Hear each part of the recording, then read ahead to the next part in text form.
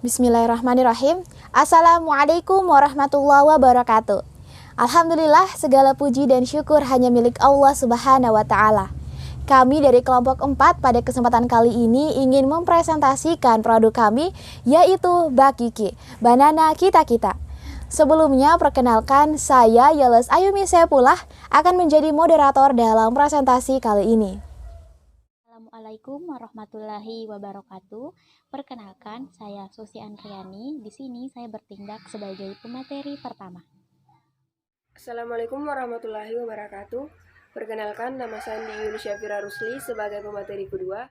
Assalamualaikum warahmatullahi wabarakatuh. Perkenalkan, nama saya Imel Triulandari, Prodi dari Bimbingan dan Konseling kelas C angkatan 2020.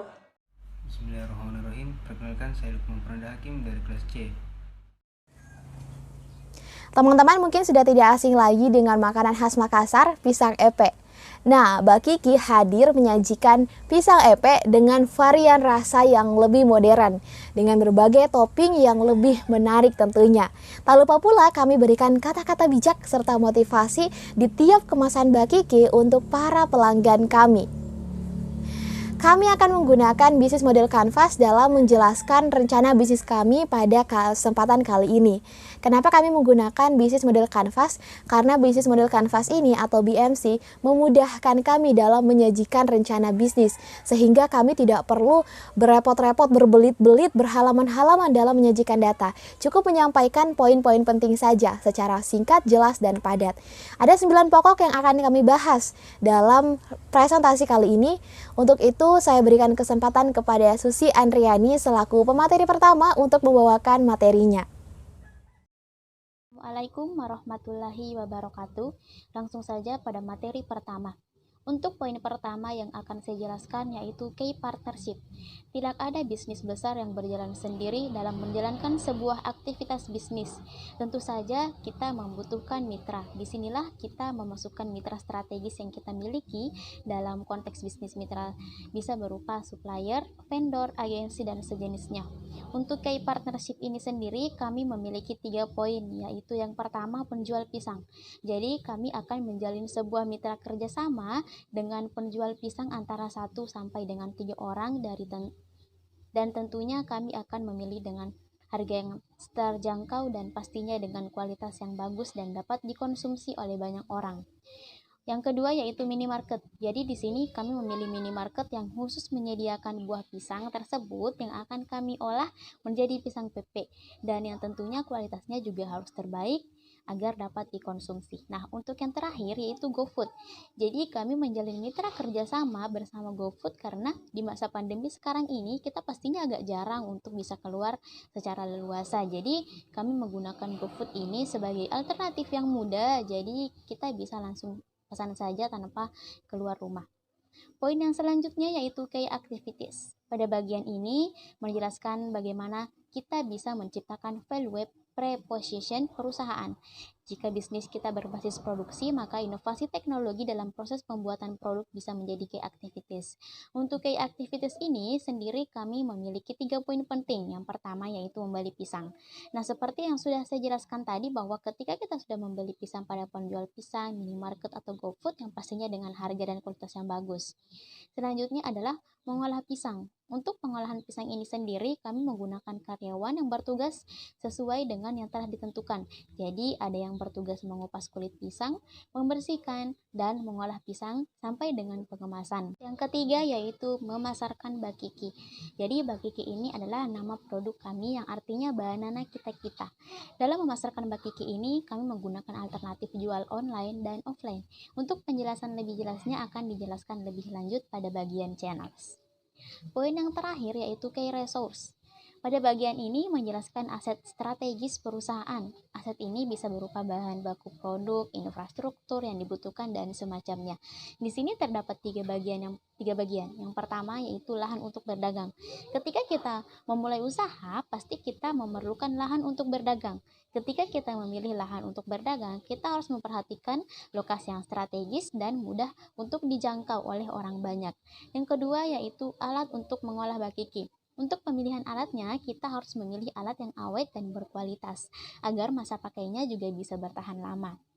Dan yang terakhir yaitu sarana untuk pesan antar.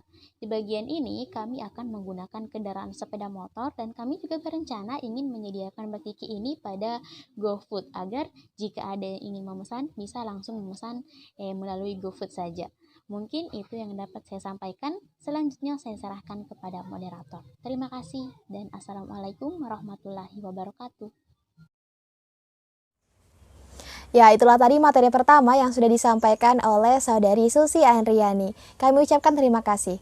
Selanjutnya, mari kita dengarkan bersama materi kedua yang akan disampaikan oleh Andi Yuyun Syahfira Rusli. Materi saya yang pertama itu value proposition. Blog ini berisi tentang nilai tambah yang akan membuat bisnis Anda terlihat menarik dan lebih berbeda dengan bisnis lainnya. Biasanya berupa solusi atau inovasi yang Anda tawarkan dan menjadi keunggulan utama perusahaan. Seperti berikut ini. Melestarikan pisang epek. Pisang epek berisi pisang epek kreasi modern. Box dilengkapi motivasi sehingga pisang epek ini bisa menjadi makanan atau ciri khas daerah kita sendiri, seperti daerah Makassar. Kalian juga bisa membuat berbagai varian rasa sehingga pisang epek seperti bahasa anak-anak zaman sekarang, estetik atau lebih menarik di mata pelanggan. Yang kedua yaitu Customer Relationship. CRM ditemukan pada pertengahan 1990 ketika customer mulai menggunakan internet yang meliputi proses online seperti personalisasi yang membuat pelayanan pelanggan menjadi lebih efektif dan efisien, serta data-data yang ditangkap dapat dengan mudah dijadikan inputan analisis dan pelayanan bagi marketing penjualan. Jika channel lebih banyak menjangkau orang yang belum tahu produk Anda, maka customer relationship adalah kebalikannya. Anda harus tahu bagaimana cara bisnis Anda bisa terus keep in touch dengan para pelanggan. Bentuknya pun bisa sangat beragam, mulai dari newsletter, layanan after, sales, dan sejenisnya. Bisa juga dengan melalui giveaway di Instagram. Jadi sponsor di beberapa kegiatan juga bisa kalian lakukan. Apalagi terlibat pasar, hal ini biasanya paling banyak dilakukan untuk membuat produk-produk bisa terjual habis dan yang terakhir berinovasi melalui produk pisang epek. Adapun 3 tahapan yang harus kalian ketahui yakni yang pertama mendapatkan pelanggan baru dengan memberikan kemudahan pengaksesan informasi, inovasi baru, dan pelayanan yang menarik. Yang kedua, meningkatkan hubungan dengan pelanggan yang telah ada atau yang telah lama berlangganan. Yang ketiga, mempertahankan pelanggan. Untuk membangun strategi yang efektif, ada 4 langkah yang harus dilakukan, yaitu yang pertama mengidentifikasi karakteristik dari setiap pelanggan. Yang kedua, membuat model dari nilai setiap segmen pelanggan. Yang ketiga, menciptakan strategi yang proaktif dan rencana pelaksananya dimulai dengan segmen pelaksanaan yang paling potensial. Yang keempat, mendesain ulang struktur diperlukan proses kerja untuk peningkatan berhubungan dengan pelanggan. Baiklah, mungkin itu saja yang bisa saya bawakan dari materi ini. Sekian dan terima kasih. Wassalamualaikum warahmatullahi wabarakatuh. Ya baik, terima kasih kepada Saudari Andi Yuyun Syahfira Rusli yang telah menyampaikan materi kedua. Selanjutnya saya beri kesempatan kepada email Triwulandari untuk membawakan materi ketiga. Saya akan menjelaskan tentang topik channel dalam kewirausahaan. Acap kali ditemukan kondisi ketika para calon entrepreneur pada saat akan menentukan media atau saluran apa yang akan digunakan untuk bisnis yang akan dilakukan masih tidak bisa menentukannya dengan baik. Namun pertama kita harus memahami apa itu channel dalam dunia kewirausahaan. Pengertian channel adalah cara media antarmuka perusahaan dengan pelanggan. Channel merupakan perantara di mana pelanggan atau calon mengenal, mencoba, dan mengevaluasi value proposition dari layanan atau produk perusahaan. Bagian penting dari channel adalah komunikasi, distribusi, dan jaringan penjualan. Channel menjelaskan tentang cara menjangkau target market mulai awal hingga akhir. Tidak terbatas distribusinya, namun juga tetap memperhatikan media dan cara berkomunikasi dengan target market. Dari target market itu tidak tahu sampai akhirnya bisa loyal atau menjadi pelanggan. Kemudian langkah-langkah ini mulai tidak tahu menjadi mengenal, tertarik, ingin mencoba melakukan pembelian dan kemudian merasakan puas didukung oleh berbagai macam media. Hingga pada tahap ini telah ditunjukkan akhirnya membuat target market menjadi loyal dalam menggunakan produk veteran ataupun biasa, semuanya adalah didukung oleh media yang tepat. Adapun channel berfungsi dalam hal yang pertama, kesadaran produk atau jasa, yang kedua, evaluasi produk atau jasa, yang ketiga, membeli produk atau jasa, yang keempat, mengirimkan produk atau jasa, dan yang kelima, layanan purna jual. Berhubung dengan wirausaha atau rencana bisnis Pisang EP melalui update dan memberikan informasi di story WA yang dapat dilihat oleh teman-teman, relasi, serta kontak-kontak yang ada di WA kita.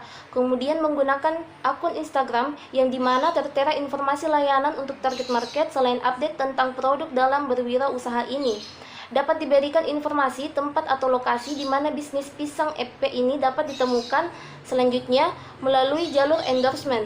Dengan menggunakan saluran atau jalur endorse ini, dapat menggunakan model atau toko yang berpengaruh besar dalam meningkatkan penyampaian informasi produk target market dan membuat mereka tertarik sehingga ingin mencobanya. Berikutnya, saya akan menjelaskan tentang customer segments. Elemen pertama yang harus Anda miliki dalam memulai bisnis model kanvas ini adalah menentukan segmen pelanggan mana yang akan menjadi target bisnis. Misalnya, suatu maskapai penerbangan mengeluarkan dua produk untuk memenuhi kebutuhan dua segmen pelanggan yang berbeda, atau ada dua stasiun televisi yang menyajikan dua acara berbeda untuk memenuhi segmen pelanggan yang berbeda. Kemudian, untuk melihat dan menentukan customer segment ini bisa melalui buyer persona. Buyer persona mewujudkan siapa konsumen yang paling tepat untuk produk kita, bagaimana demografinya, bagaimana kebiasaannya, bahkan bagaimana ia dalam mengambil keputusan, sehingga dapat memperbaiki target penjualan di tiap waktunya dan membuat penjualan kita menjadi lebih baik. Jadi intinya customer segment atau segmen pelanggan yaitu menjelaskan siapa saja target-target pelanggan, apakah memang untuk pasar massal, pasar tertentu yang tersegmentasi, pasar yang bersifat lebih khusus, atau yang seperti apa. Segmentasi dapat ditujukan kepada lebih dari satu pelanggan. Mendeskripsikan segmen pelanggan akan menentukan apa produk dan jasa yang nantinya akan diberikan kepada pelanggan. Kategori di dalam customer segment. Yang pertama, mass market, yaitu customer dalam jumlah besar dengan jenis kebutuhan dan membutuhkan solusi yang sama. Yang kedua, niche market, customer dengan kebutuhan yang spesifik. Dan yang ketiga, segmented, merupakan kategori customer yang memiliki kebutuhan yang sama namun tetap dalam satu kategori. Yang keempat, diversified, yaitu dua segmen pasar dengan kebutuhan atau masalah yang berbeda. Berhubungan dengan wirausaha atau rencana bisnis kelompok kami dalam menjual pisang EP, kami harus menentukan demografi customernya. Siapa saja mereka? Mereka adalah anak-anak sekolah, remaja, mahasiswa, atau pelajar dengan daya beli 10.000 hingga 20.000. Mereka tinggal di perkotaan dan usia mulai dari 13 tahun hingga 23 tahun.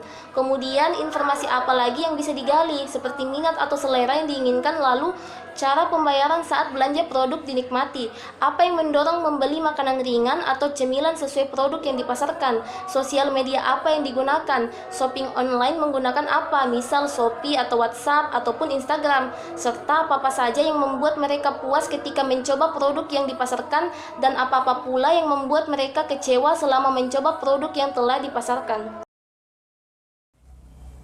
Iya, itulah tadi pembahasan tentang channel dan juga customer segment yang sudah disampaikan oleh saudari email Tri Wulandari. Kami ucapkan terima kasih. Selanjutnya, saya berikan kesempatan kepada saudara Lukman Prananda Hakim untuk membawakan materi selanjutnya. Langsung saja, cost struktur merupakan keseluruhan biaya yang dibutuhkan untuk kelancaran kegiatan bisnis yang pertama. Tentu saja bahan baku seperti pisang, topping, dan lain-lain. Kemudian gaji karyawan. Meski kami hanyalah kelompok mata kuliah kewirausahaan, namun kami ingin mencoba bisnis yang lebih profesional.